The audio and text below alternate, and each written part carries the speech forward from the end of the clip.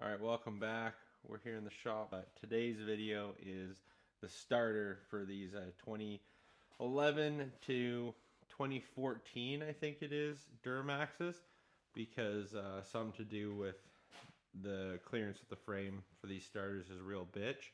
And I was looking into it, and there's not many clear videos here, so we're just gonna do a video on how to change the starter, so I'll help people out.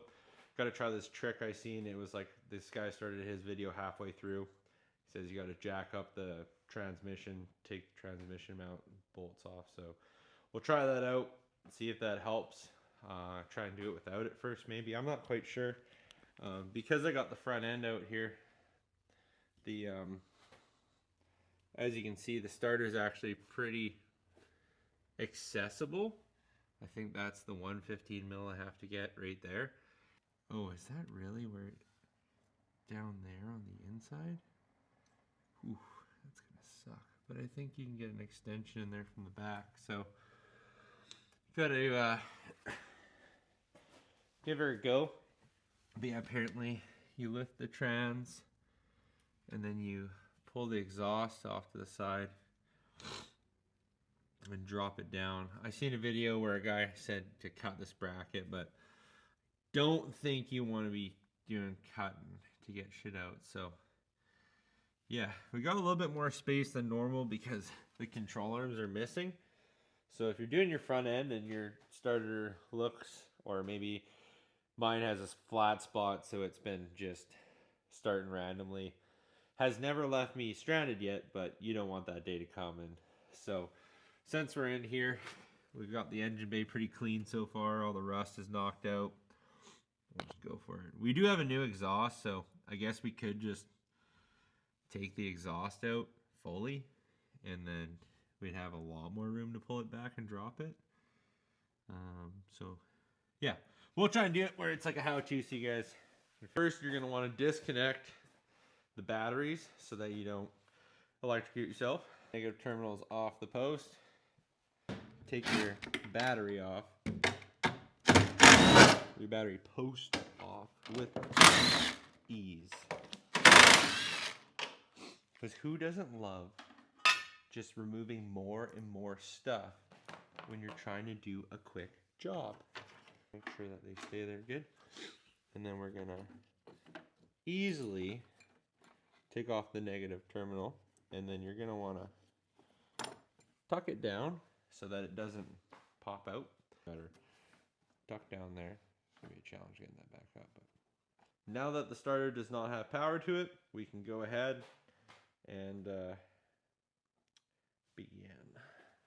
Myself excited and psyched up here, but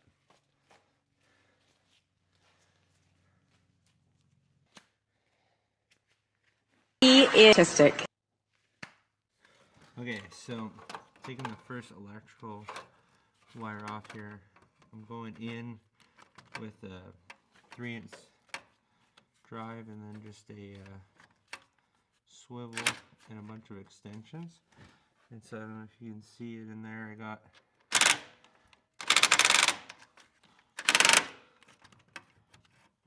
it on there. Didn't get it.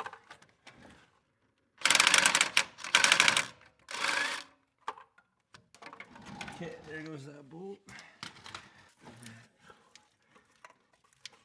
I have like a bum left hand, so that's kind of why I'm being lazy on this one. Using the swivel sockets instead of just shoving a wrench in there.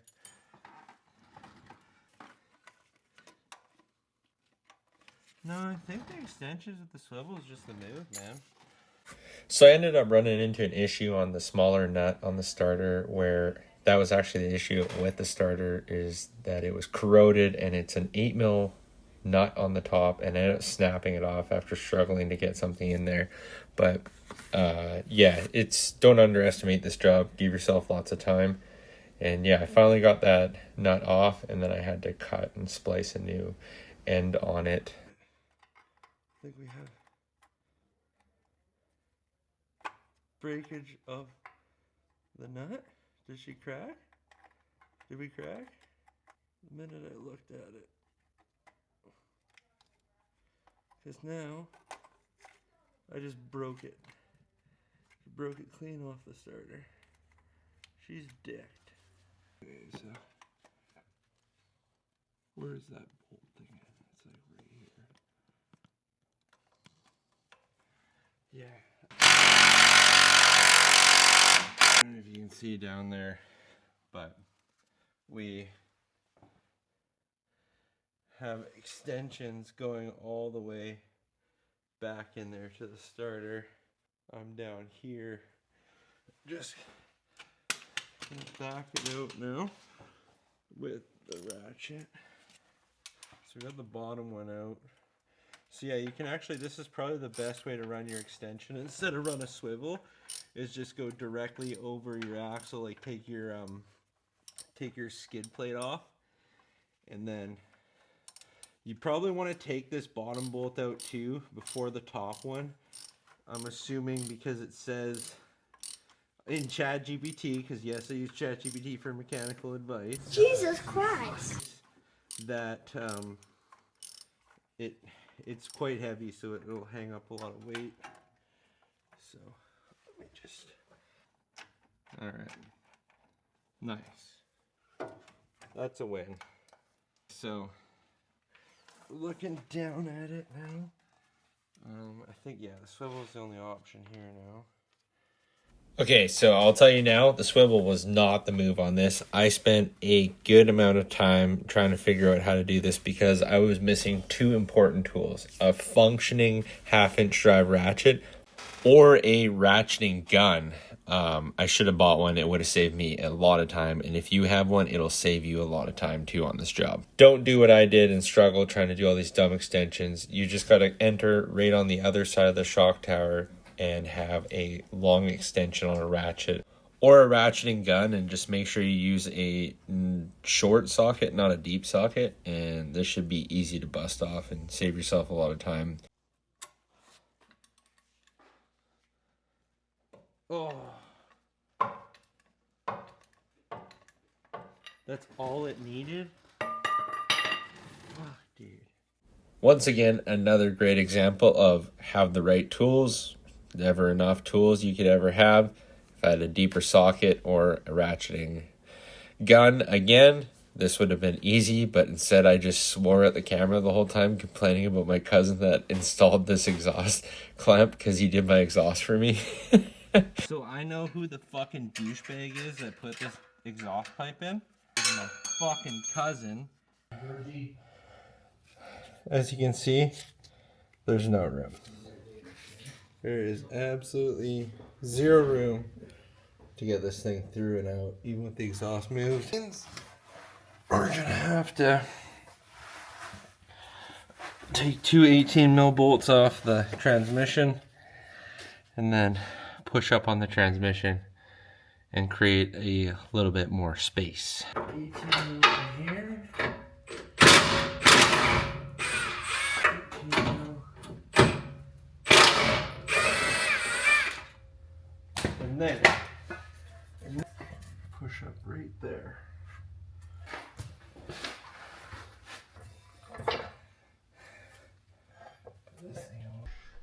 The transmission trick does work. My camera died just as I was starting to kind of push up on the trans. But, so this is where we're at now. We got the starter just hanging. I had to push the exhaust back more if I could. And then I got the transmission jacked up. Quite a bit of pressure on it. And it's doing okay. So I'm just gonna, I can rest this right here, some shit like that. And then I'm gonna see if I can get the starter out now. I think I still need to go up. Oh, okay, so sick. This thing is more fucking jammed in there.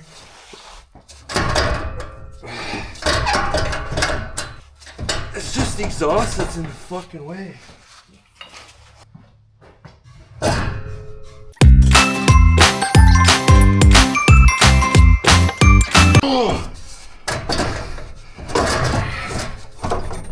Exhaust, man.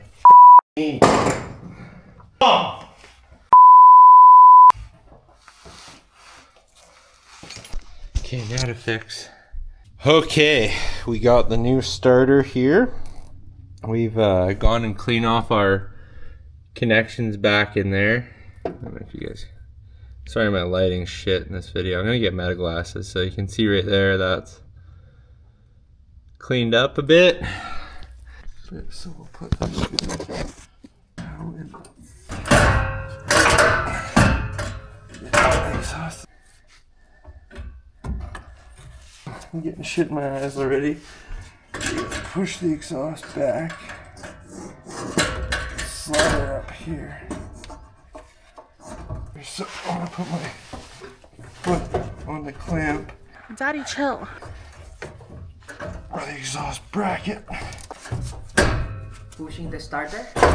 Oh, I got it. I think I got it there. We're back on this camera, and we are about in there now. So, I don't know. I don't know what to think, because this has been super gay.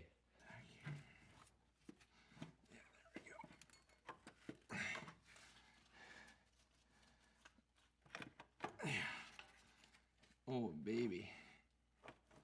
Like a glove.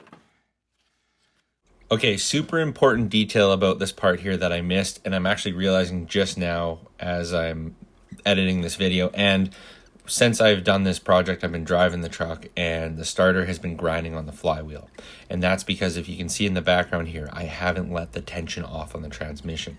So when I mounted the starter, it only was touching the flex plate where it was on an angle because of the transmission being jacked up. So make sure you take the transmission down off of the jack before you tighten up the starter, because what I basically did here is I misaligned the starter, and it's resulting in the flex plate and the starter to grind. So now I have to go back and jack it up, release the bolts, and then re-tighten them back in after I put the starter in on its own weight. So make sure you don't make this mistake. I should have caught on to this, but it also wasn't talked about in any of the videos, and the reason why I'm making this video. So make sure you take the weight off of, or the pressure from the jack off of the transmission, or you're gonna regret this, because now I got to go back and do this without the front end missing. Good.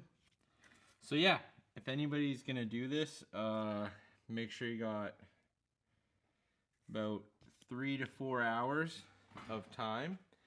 And be prepared to jack the transmission up.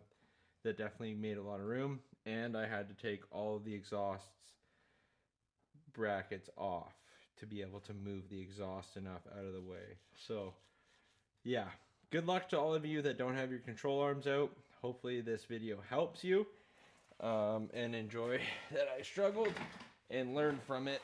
Because, yeah, there isn't many videos out there. So, bye. Thanks for watching again. Hope you guys like this video. It's a little bit different from our normal, but we're trying to change it up and have a lot more variety with this channel. So make sure to subscribe. Give us a comment if you like this type of video. Stay tuned. We got a Axiom leveling kit install. We got this whole front end rebuild.